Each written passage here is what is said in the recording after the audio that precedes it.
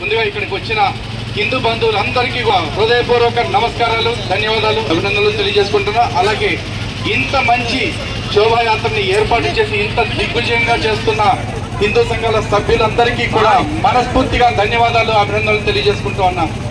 ఇక్కడ ఆర్గనైజర్స్ యొక్క కష్టం ప్రతి అడుగులో కూడా కనపడతా ఉంది. ఎన్ని రోజుల నుంచి వీళ్ళు ప్రయత్నం చేశారు, ఎంత శ్రమ తీసుకున్నారు, అలాగే నిర్వహణని ఎంత క్రమశిక్షణతో చేస్తున్నారు అనేది చాలా స్పష్టంగా కనపడతా ఉంది. ఇంత స్పష్టంగా అంటే ఇంత అద్భుతంగా ఇటువంటి శోభాయాత్రల్ని ఏ మాత్రం అల్లరి లేకుండా, ఎటువంటి ఘర్షణలు లేకుండా, ఎటువంటి రాళ్ల దాడులు లేకుండా చేయాలంటే అది ఒక్క హిందూ కార్యకర్తలకి మాత్రమే సాధ్యం. ఎందుకంటే ఈ దేశంలో చాలా మంది ఉన్నారు, ఒక వారం వచ్చిందంటే ఆ వారం పేరే మార్చేసి రాళ్ళ వారం పెట్టుకునేంత దౌర్భాగ్యపు స్థితి తెచ్చారు. అలాంటి స్థితిలో, అలాంటి ఒత్తిడిలో అంత యుద్ధం చేస్తూ కూడా మన వాళ్ళందరూ ఇంత నిశ్శబ్దంగా, ఇంత ప్రశాంతంగా, ఇంత గొప్ప శోభాయాత్ర పూర్తి చేశారంటే మీ అందరికీ కూడా శిరస్సు వంచి పాదాభివందనాలు తెలియజేసుకుంటున్నారు. జై శ్రీరామ్. సో ఈరోజు శివాజీ మహారాజ్ జయంతి సందర్భంగా హిందుత్వం గురించి మాట్లాడటానికి నన్ను పిలిచారు. నిజంగా మనం ఎక్కడున్నా హిందుత్వం గురించే మాట్లాడతాం. ఎందుకంటే హిందుత్వం మన ఊపిరి, హిందుత్వం మన ప్రాణం, హిందుత్వం మన ప్రతి అణువు కూడా. ఈరోజు దేశంలో 140 కోట్ల జనాభా ఉంటే అందులో 100 కోట్ల మంది హిందువులైతే ఈ 140 కోట్ల మందికి కలిపి చేసుకుంటే అత్యంత తేలికైన పని ఏంటో తెలుసా? ఈ దేశంలో ఒక్కట్లో సలహాలు ఇవ్వటం, అండ్ ఆ సలహాలు హిందువులకి ఇవ్వటం. ఈ రోజున హిందువులకి ప్రతి వాడు కూడా మనం ఏం చేయాలో చెప్తాడు. రాజకీయ నాయకుడైనా, లేకపోతే ఇంకో సెక్యులర్ గాడైనా, ఇంకో ప్రస్టిట్యూట్స్ అంటే మీడియా ముసుగులో ఉంటున్న దొంగలైనా సరే అందరూ కూడా హిందువులు ఏం చేయాలో చెప్తారు, కానీ హిందువులకి మేమేం చేస్తాం అని ఒక్కడంటే ఒక్కడు కూడా చెప్పడు. ఎందుకంటే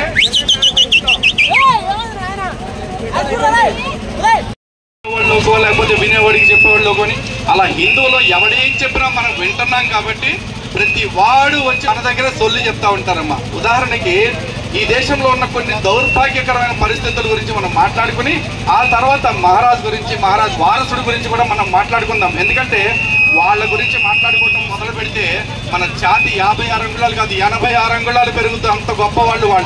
వాళ్ళ గురించి ఇప్పుడు మాట్లాడేస్తే ఆ తర్వాత ఇంక వేరే వాళ్ళ గురించి మాట్లాడాలన్న మూడు ఉత్సాహం ఏమీ రాదు. వాడు చెప్తూ ఉంటాడు, దేశం అంటే మట్టి కాకపోయి దేశం అంటే మనుషులు అని చెప్తారు. అది కరెక్టే, మనం మనుషులం కదా, మనకు మనుషుల విలువ తెలీదా? మనకి తెలుసు. కానీ ఈ రోజున దేశంలో ఒక అతిపెద్ద దౌర్భాగ్యం వచ్చింది. మనుషులు జనాభా పెరిగిపోయి, ఎందుకంటే కొంతమంది ఒకళ్ళిద్దరిని కనాల్సిన వాళ్ళు 10 మందిని 25 మందిని కనేసి బతికేస్తున్నారు దేశాన్ని. అంత జనాభా అడ్డగోలుగా పెరిగిపోతున్న సందర్భంలో మనుషులు బతకడానికి కష్టమయ్యి 10 మంది బతకాల్సిన చోట ఇల్లు కాకుండా అపార్ట్మెంట్లు కట్టుకుని 200 మంది బతికే దౌర్భాగ్యపు స్థితి తెచ్చుకున్నాం. ఇలాంటి స్థితిలో మరి ఇదే దేశంలో కొన్ని మతాలు చనిపోయిన బతికున్న మనుషులకే ఇల్లు లేవురా బాబు అని ఏడుస్తుంటే చనిపోయిన మనుషుల కోసం సమాధులు పేర్చుకుంటూ ఊరంతా వల్లకాడుగా మారుస్తూ ప్రతి చోట సమాధులే కడుతూ ఉన్నారు. అండ్ ఒక మనిషి బతకాల్సిన చోట 10 మంది బతికే పరిస్థితి వచ్చినప్పుడు చచ్చిన శవాన్ని పాతేయటం కోసం కూడా దేశవ్యాప్తంగా సమాధులతో నింపేస్తా ఉన్నారు కదా. మరి అప్పుడు గుర్తు రావట్లేదా, దేశం అంటే శవాలు కాదురా, దేశం అంటే నడిచే మనుషులురా, బతికున్న వాళ్ళురా, వాళ్ళ కోసం మనం ఏం చేయాలి అని చెప్పేసి ఈరోజు ప్రధాన మంత్రి ఆవాస్ యోజన అంటూ పథకం పెట్టి పేదవాళ్ళందరికీ ఇల్లు కట్టిస్తానని చెప్పేసి అంటున్నారు.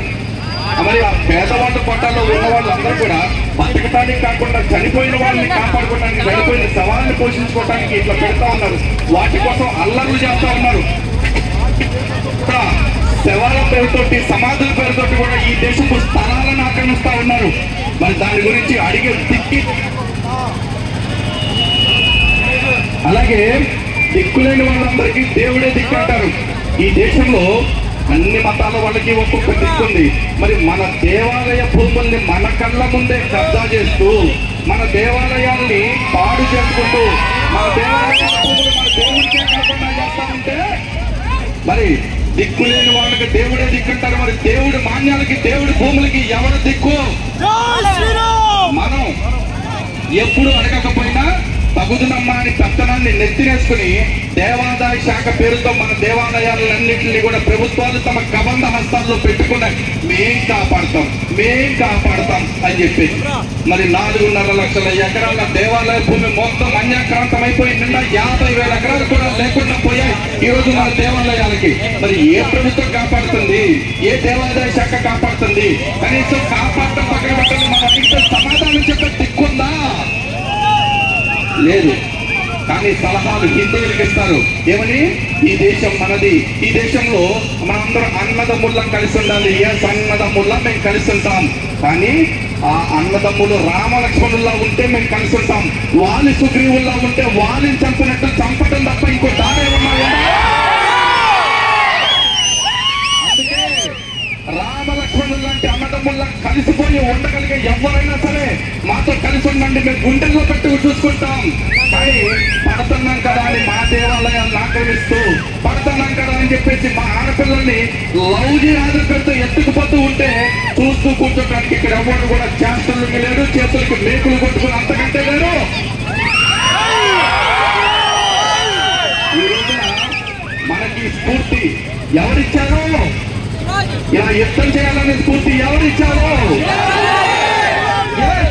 ఛత్రపతి శివాజీ మహారాజ్ నీ ధర్మం కోసం యుద్ధం చేయి, నీ ధర్మం కోసం ఏదైనా చేయి అని శివాజీ మహారాజ్ చెప్తే నీ ధర్మంని, నీ ఆత్మగౌరవాన్ని కాపాడుకోవటం కోసం అవసరమైతే ప్రాణాన్ని ఇచ్చేయి అని చెప్పేసి ఆయన కుమారుడు ధర్మవీర్ సంభాజీ మహారాజ్ చెప్పాడు. ఈరోజు చావా అని ఒక సినిమా వచ్చింది. సంభాజీ మహారాజ్ గారి జీవిత చరిత్ర మంచి ఊపుంది, అందరూ వెళ్ళి చూడండి. ఇక్కడ సంభాజీ మహారాజ్ గారి చరిత్ర చూసినప్పుడు ప్రతి ఒక్కళ్ళు పొందాల్సిన స్ఫూర్తి ఏంటో తెలుసా అమ్మా? సంభాజీ మహారాజ్ తనకి కోటలు వచ్చింది, రాజ్యం వచ్చింది, అన్ని వచ్చింది వాళ్ళ తండ్రి నుంచి. కానీ వాళ్ళ తండ్రి నుంచి ఆస్తి వచ్చింది కాబట్టి నేను మతం మారితే ఏంటి, ఎలా బతికితే ఏంటి, నేను సంతోషంగా ఉంటే చాలు అనుకుంటే ఆయన ప్రాణాలతో బ్రతుకుండేవాడు. కానీ ఆయన అలా కోరుకోలా. నేను చచ్చినప్పట్లా నా తండ్రి ఇచ్చిన వారసత్వాన్ని నేను వదులుకోను, అలాగే నా భవిష్యత్ తరాలకు ఇచ్చే వారసత్వంగా బానిసత్వాన్ని నేను ఇవ్వను అని చెప్పి సగర్వంగా ప్రాణాలు ఉంటారు ఆయన. బతకటాన్ని ఉందండి, కుక్కలు బతుకుతున్నాయి, పందులు బతుకుతున్నాయి, మనం బతకమా? అసలు మానసిక స్థితి లేనోడు కూడా రోడ్డు పక్కన ఎలాగోలా బతికేస్తున్నాడు. కానీ మనుషులుగా, హిందువులుగా మనం బ్రతకాలంటే ఆత్మాభిమానంతో బ్రతకాలి. ఆత్మాభిమానం లేని బ్రతుకు బతకడానికైతే బ్రతకటం కూడా దండగా, బ్రతికే ఒక దండగా. అలాంటి బ్రతుకు బ్రతకొద్దని చెప్పిన ధర్మవీర్ సంభాజీ మహారాజ్ ఒక్కసారి జై చేద్దాం. ధర్మవీర్ సంభాజీ మహారాజ్ కి. మనలో చాలా మంది అనుకోవచ్చు హిందుత్వం అంటే మన పూర్వీకులు, మన తాత ముత్తాతలు మనకి ఇచ్చిన ఆస్తి అని చెప్పేసి. అది తాత ముత్తాతలు ఇచ్చిన ఆస్తి, దాన్ని మనం అనుభవిస్తున్నాం. కానీ మనం నిజంగా అనుభవిస్తుంది ఎవరో తెలుసమ్మా? మన భావి తరాలది. ఈరోజు మన పూర్వీకులు మన భారతదేశాన్ని మనకి అప్పచెప్పలా, ఎంతో పవిత్రంగా, ఎంతో పుణ్యభూమిలాగా అప్పచెప్పారు. కానీ మనం ఈ రోజున భారతదేశంలో ప్రతి అణువుని మనం పాడు చేసుకుంటున్నాం. మనం పాడు చేసుకుంటున్నామంటే కేవలం మన పూర్వీకులు ఇచ్చిన ఆస్తిని పాడు చేసుకోవట్లా, మనం మన భావి తరాలకు ఇవ్వాల్సిన ఆస్తిని పాడు చేస్తున్నాం.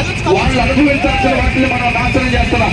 అలా కాకుండా భారతదేశాన్ని బంగారు భూమిగా, వేద భూమిగా, పుణ్య భూమిగా తిరిగి వాళ్ళకి అప్పచెప్పాలి అంటే ఈ దేశంలో మనదైన ధర్మాన్ని మనం బ్రతికించుకొని తీరాలి. సనాతన ధర్మం మాత్రమే ఇక్కడ ఉండాలి.